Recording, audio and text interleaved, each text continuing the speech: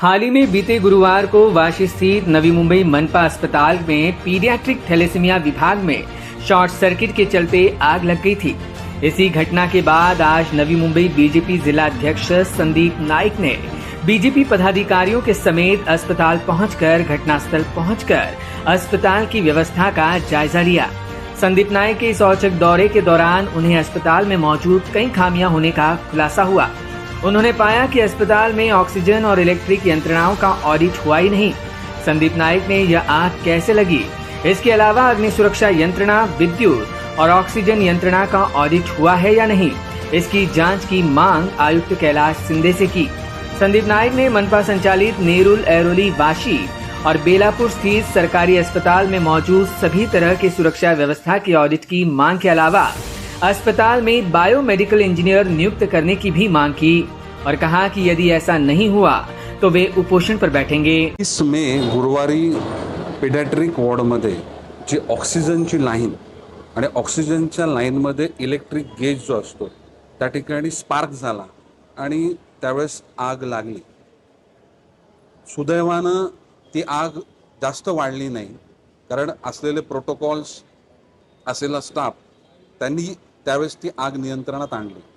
परंतु नंतर घेतलेल्या माहितीनुसार 2 महिने झाले अजून ऑक्सिजन लाईन किंवा इलेक्ट्रिक वर्क याचं मेंटेनन्स झालेलं नाही आहे, त्याचं ऑडिट झालेलं नाही आहे। कोरोनाच्या काळामध्ये पूर्ण जे 2 वर्ष ही संपूर्ण यंत्रणा काम करत होती, त्यावेळेस जो प्रोटोकॉल प्रमाणे मेंटेनन्स होण्याची गरज होती तो मेंटेनन्स झालेला नाही आहे।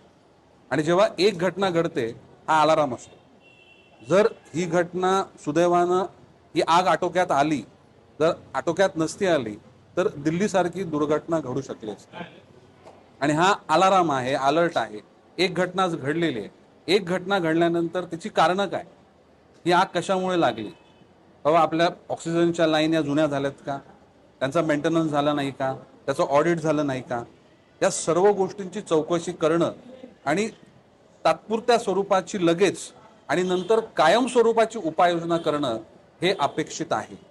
ही घटना घडली आहे, परंतु ही घटना पुन्हा घडणार नाही याची पूर्ण खबरदारी प्रशासनाने घेतली का?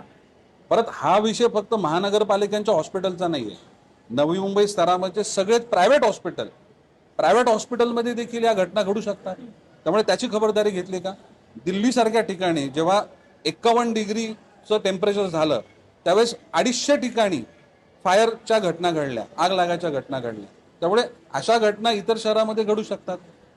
आणि नवी मुंबई शहर हे आजवर जे नावलौकिक शहरांनी टिकवलंय, आरोग्य क्षेत्रामध्ये आपलं काम चांगलं आहे, परंतु त्याचं सातत्य प्रशासनानं टिकवणं हे गरजेचं आहे। बायोमेडिकल इंजिनियर ही घटना घडल्यानंतर त्वरित त्याची अपॉइंटमेंट होऊन त्याचं ऑडिट होणं गरजेचं आहे। 30 तारखेला घटना घडली, परंतु आजच्या दिवसापर्यंत त्या इंजिनियरची अपॉइंटमेंट नाहीये, इंजिनियर उपलब्ध नाहीये। त्यामुळे कोणाची जबाबदारी आहे? जर इकडे ऑक्सिजन जो लाईन आहे त्याच्यामधला गेज खराब झाला, इलेक्ट्रिक गेज खराब झालाय, मग ती जबाबदारी ती तपासण्याचं काम हे बायोमेडिकल इंजिनियरचं आहे। Bureau input EW network.